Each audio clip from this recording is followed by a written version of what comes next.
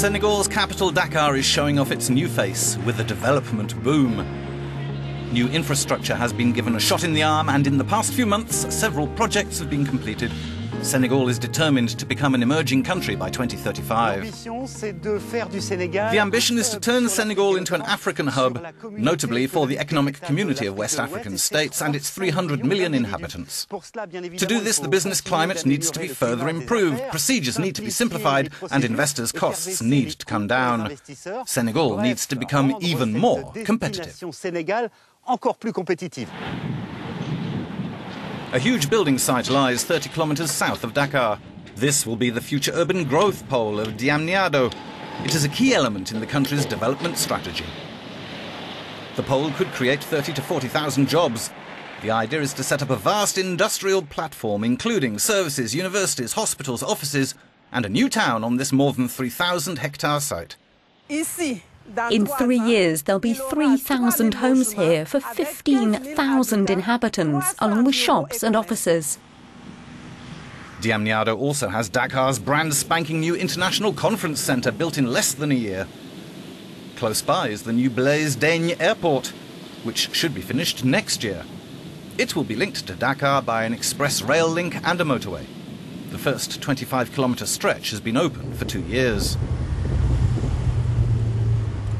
This is West Africa's first toll road and was built in record time, just 44 months, by one of France's biggest civil engineering groups in a novel public-private partnership. It is a system the Senegalese authorities want to encourage elsewhere. When you look at the map of Africa, you see it as a 4 to 5 hour flight from Europe, 4 to 5 hours from the USA, 5 to 6 hours to South America, and 6 or 7 hours from Asia. So it's really a hub.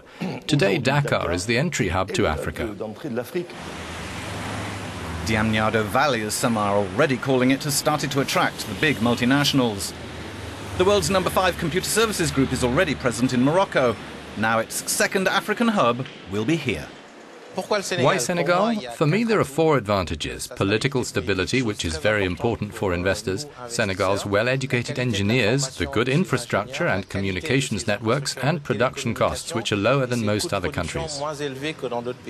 Senegal's also made efforts to upgrade its national grid and lower the price of electricity by diversifying its energy sources. For small and medium-sized companies, they now have a one-stop shop to get connected, which has cut waiting times in half. These are strong incentives, and the message is getting through. In the first quarter of 2015, we saw the highest level of new company startups for 15 years. Foreign investments coming in also grew by 8% from 2013 to 2014.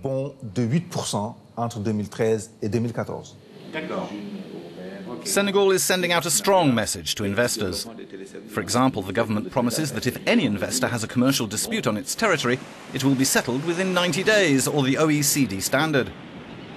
Another sign the reforms to improve the business climate are paying off is that Senegal has entered the top 5 of most reforming nations according to the Doing Business Illustration Index, which notes the costs of accessing property have been greatly reduced. 2 lead measures have been taken. Stamp duties have been slashed from 15% in 2012 to 5% today. The second measure is that buying property has been simplified. Again, thanks to a new one-stop shop, today it's possible to have the deeds in your hand in 72 hours. Before Euronews left Dakar, we went to see a business school. It has become a top-notch establishment, which has educated 12,000 young students in the last 20 years from some 30 countries. The students here create pilot companies, and many have taken advantage of Senegal's opportunities. One student has gone on to set up a fruit and vegetable business based in rural areas. Senegal's rural areas have huge potential. We organise the women into economic interest groups, helping them with packaging, labelling and processing. They've developed beekeeping and poultry farming. We help them to commercialise and market their produce on our website. Senegal knows many challenges remain, but more than ever the country believes it has cards to play and is confident it can pursue its reforms to become a key player once and for all on the African continent.